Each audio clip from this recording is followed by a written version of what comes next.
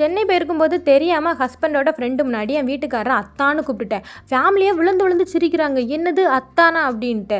எங்கள் ஊர் சைடில் ஹஸ்பண்டை மட்டும் கிடையாது, என் நாத்தனார் பிள்ளைங்களுமே என்னுடைய பையனை சின்ன வயசுலேருந்தே அத்தான் அப்படி தான் கூப்பிடுவாங்க. ஸோ எங்கள் வீட்டில் இந்த குட்டி பசங்க கூட இந்த அத்தா மச்சான்னு கூப்பிடும்போது அவங்க அவங்க சின்ன பிள்ளைங்க கூப்பிடுறது கேட்குறதுக்கும் ரொம்ப அழகாக இருக்கும். பாண்டிங்கும் நல்லா அந்த மாதிரி இருக்கும். என் பையனோட பர்த்டே வந்து என் நாத்தனார் வீட்டில் வச்சு தான் கேக் கட் பண்ணி செலிப்ரேட் பண்ணோம். 3 பேருக்கும் சேமாக ட்ரெஸ் எடுத்து கேக் கட் பண்ணியிருந்தோம். குட்டி மச்சானும் பெரிய மச்சானும் அத்தானை சர்ப்ரைஸ் பண்ணுறதுக்காக கிஃப்ட்டு கொடுத்துருந்தாங்க.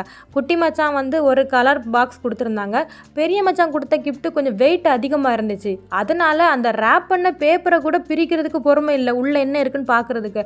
ஓப்பன் பண்ணி பார்த்தா அதுவும் ஒரு பாக்ஸு. பட் இந்த பாக்ஸ் வந்து கொஞ்சம் அட்வான்ஸ் லெவலில், எப்படின்னா இந்த பழைய காலத்தில் பட்டனை அமுக்குனா மந்திர கதவு திறக்கிற மாதிரி ஒவ்வொரு பட்டனாக அமுக்க அமுக்க இங்கேயும் ஒவ்வொரு கதவாக திறக்குது. தெர்மாமீட்டர் வேறு கொடுத்துருந்தாங்க. பாதாள அறை வேறு இருக்குதுல்ல.